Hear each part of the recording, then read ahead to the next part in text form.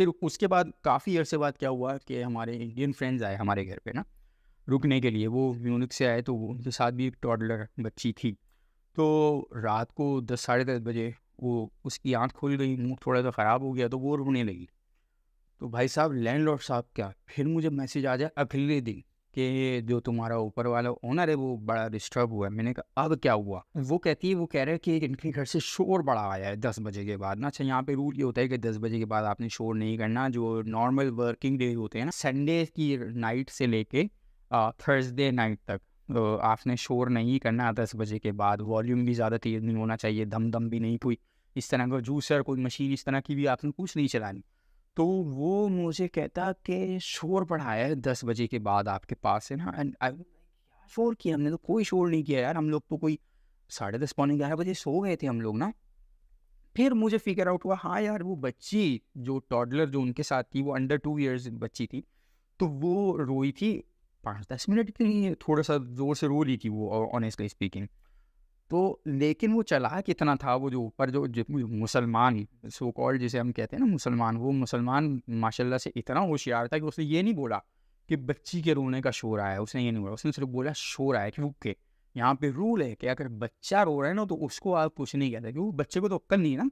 1.5-2 साल का जो बच्चा है वो तो रो सकता है ना, वो उसको नहीं पता कि हाउसिंग सोसाइटी के रूल्स हैं, उसको आप जाके नहीं समझा सकते।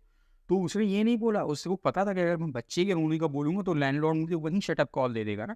वे तो उसने बोला शोर आया। फिर मैंने लैंडलॉर्ड को बोला, मैंने कहा शोर था बच्चे का, बच्चे को मैं भाई तुम्हारे रूल नहीं समझा सकता।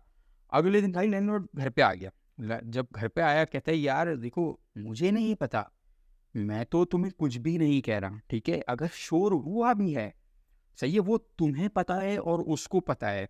मैं सिर्फ़ उसका मैसेज तुम्हें पहुँचा रहा था। और क्योंकि मैंने थोड़ा-सा उसको इस तरह का जवाब दिया, भाई मैं बच्चे को ये हाउसिंग सोसाइटी के रूल में नहीं समझा सकता। और मैंने उसको गूगल पे सर्च करके ना वो लॉ की जो क्लॉज़ होती है, वो भी उसको सेंड करी। मैंने कहा भाई टॉडलर बच्चा है, वो रो सकता है, उसको आप कुछ नहीं कह सकते।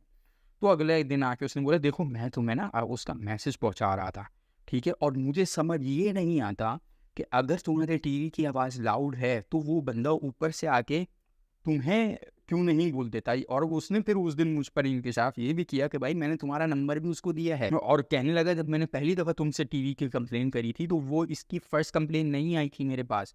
उससे पहले भी ये मुझे कंप्लेन कर चुका था, तो उस कंप्लेन के रिस्पॉन्स में मैंने उसको तुम्हारा नंबर दिया था और मैंने उसको कहा था कि इसको तुम मैसेज करके या कॉल करके या उसके घर पे जाके उसको बोल दो कि तुम्हारी टीवी की आवाज़ ज़्यादा है। लेकिन उसके बाद भी जब उसने दूसरे इंसिडेंट पर मुझे तुम्हारी कंप्लेन करी, तब मैंने तुम्हें ये मैसेज उसका तुम्हें पहुँचाया था। और उसके बाद अब जो तीसरी दफ़ा उसने बच्चे के रोने की आवाज़ की जो कंप्लेन करी, तो उसने मुझे ये नहीं बताया था कि बच्चे के रोने का शोर है, उसने बस बताया था कि शोर आ रहा है।